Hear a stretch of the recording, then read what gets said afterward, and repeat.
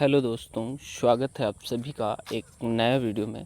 दोस्तों ये वीडियो मैं पहले ही बता दे रहा हूँ, काफ़ी लंबी हो सकता है 10 मिनट के आसपास हो जाए, क्योंकि मैं इस वीडियो में ज़्यादा से ज़्यादा जो कमेंट है उनका रिप्लाई देने की कोशिश करूँगा, क्योंकि काफ़ी लोगों के प्रॉब्लम रहती है कि मेरे कमेंट का रिप्लाई नहीं देते हैं, इतने दिन हो गए। तो मैं अभी पिछले ही कमेंट का रिप्लाई दे रहा हूँ, तो आगे जो आ रहे हैं वो थोड़ा डिले तो हो ही जाएंगे। तो इसलिए मैं कोशिश कर रहा हूँ कि वीडियो थोड़ा लंबी करूँ।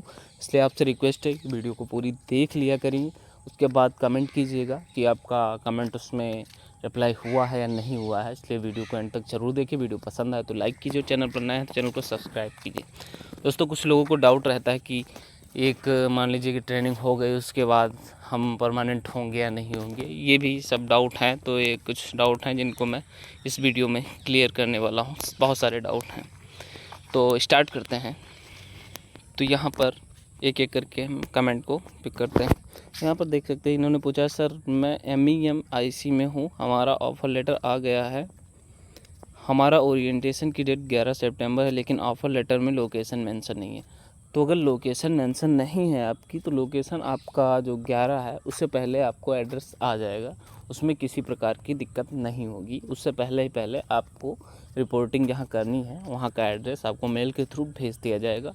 उसके लिए आप परेशान बिल्कुल भी मत होइएगा। और यहाँ नीचे भी पूछा गया है सर ऑफ़र लेटर कैसा होता है, वीडियो में दिखाओ प्लीज़। तो इसके लिए मैं अलग से आपको वीडियो में दिखा दूंगा कि ऑफ़र लेटर कैसा होता है, लेकिन उसमें कुछ चीज़ें हाइड करके, क्योंकि ऑफ़र लेटर की हर चीज़ें मैं शेयर नहीं कर सकता। कुछ चीज़ें प्राइवेट होती हैं, जैसे कि सैलरी, भत्ते, ये सब, और उसका नाम और उसका ऑफ़र लेटर का जो रेफरेंस होता है, ये सब हाइड करके मैं आपको दिखा दूँगा। ठीक है, देखते हैं नेक्स्ट कमेंट। नेक्स्ट कमेंट में पूछा गया है सर हमारा IC और ऑफ़र लेटर कभी नहीं आया, सो हम HR को मेल किया हूँ, उन्होंने कुछ रिप्लाई नहीं दिया, क्या करूँ। देखिए, अगर ऑफ़र लेटर और IC भी नहीं आया है तो उसमें आप मेल में पूछ भी सकते हैं, और अगर रिप्लाई नहीं आता है तो उसमें कुछ नहीं कर सकते आप। वो अपने हिसाब से प्रोसेसिंग हो के, हर चीज़ तो प्रोसेस में होती है, क्योंकि उनके पास भी वर्कलोड होता है। तो प्रोसेसिंग में आपका कुछ ना कुछ दिन बाद आ जाएगा, इसलिए आप वेट कर लीजिए। ठीक है, उसमें आप कुछ नहीं कर सकते, ना मैं कर सकता हूँ। ठीक है, देखते हैं नेक्स्ट कमेंट,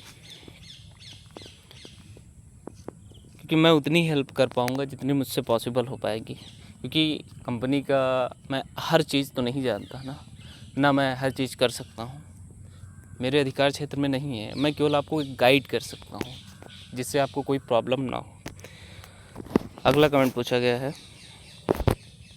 सर एक क्वेश्चन है कि जिनको भी ऑनबोर्डिंग का मेल आया है और उन्होंने टाइम पे डॉक्यूमेंट अपलोड कर दिया है, तो क्या उनको IC अलॉट होगी या फिर कोई ऑनबोर्डिंग मेल आने के बाद भी रिजेक्ट हो सकता है, प्लीज़ रिप्लाई। देखिए, ऑनबोर्डिंग यानी डॉक्यूमेंट अपलोड हो जाने के बाद रिजेक्शन के चांस बहुत कम रहते हैं, लेकिन असंभव कुछ भी नहीं है। हो भी सकता है ऐसा भी कि हो सकता है कि कोई डॉक्यूमेंट आपने गलत अपलोड किया हो, जिसके कारण आपको रिजेक्ट कर दिया गया हो। ऐसा बहुत रेयर केस में होता है, लेकिन उसमें रिजेक्शन के चांसेस मेरे हिसाब से बहुत कम होते हैं। ठीक है, अब देखते हैं नेक्स्ट कमेंट। वीडियो दोस्तों लंबी हो सकती है, इसलिए वीडियो को एंड तक ज़रूर देखें और दोस्तों के साथ शेयर करें, ताकि मुझे भी थोड़ा मोटिवेशन मिले, मैं आप लोगों के साथ और भी वीडियो शेयर कर सकूं और आप लोगों को गाइड कर सकूं, आप सबके डाउट क्लियर कर सकूं। तो ये पूछा गया सर मेरा ऑफ़र लेटर विदिन 3 डेज़ में देने के लिए कहा था, बट सर 5 डेज़ हो गए हैं, अभी नहीं। मेरा ऑनबोर्डिंग का डेट 20 सितंबर है।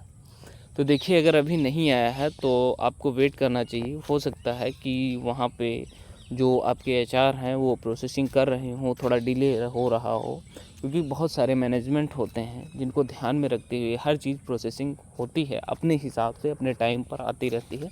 तो उसके लिए आप वेट करिए तब तक के लिए, जब तक का आपका मेल नहीं आता। ठीक है, बाकी इसके अलावा आप मेल कर सकते हैं, हेल्प डेस्क की सहायता ले सकते हैं। ठीक है, अगला कमेंट पूछा गया है सर आप हायर अथॉरिटी से पूछ के ऑफ़र लेटर कब तक आएगा बता सकते हैं क्या। देखिए, हायर अथॉरिटी से बात करना अलग चीज़ है, लेकिन मैं वो इसके लिए उनको कॉल करूं, क्योंकि ज़रूरी नहीं कि वो फ्री बैठे हों, सबके पास वर्कलोड रहता है, ठीक है। तो मैं कॉल नहीं कर सकता इसके लिए, क्योंकि ये आपसे रिलेटेड है। मैं डायरेक्ट उनको कॉल नहीं कर सकता, आप कॉल करके उनसे पता कर सकते हैं, ठीक है। अगर हाँ मुझे कोई जानकारी मिलती है इससे रिलेटेड तो आपके साथ ज़रूर शेयर करूँगा वीडियो के माध्यम से, ठीक है। मैं कोशिश करूँगा जानकारी लेने की, अगर मिलती है तो शेयर कर दूँगा आपके साथ। अब अगला कमेंट पूछा गया है,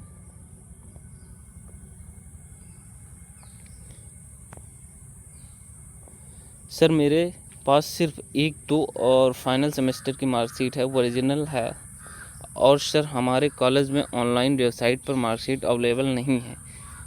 3-4-5 सेमेस्टर की मार्कशीट अवेलेबल नहीं है, तो क्या सर डीबी में प्रॉब्लम होगी? But sir final semester provisional certificate है मेरे पास।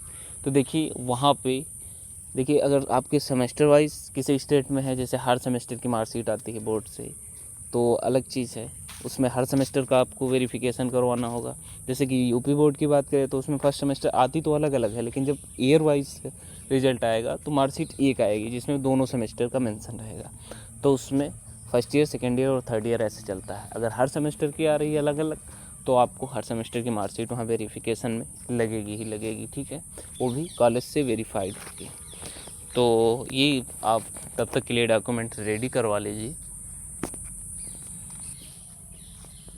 अब अगला कमेंट पूछा गया है, सर मेरा मेडिकल होने के बाद ओनली मेडिकल फीडबैक का मेल आया था, बट उसके बाद कोई भी मेल नहीं आया अभी तक। अभी ऑनबोर्डिंग का मेल आने से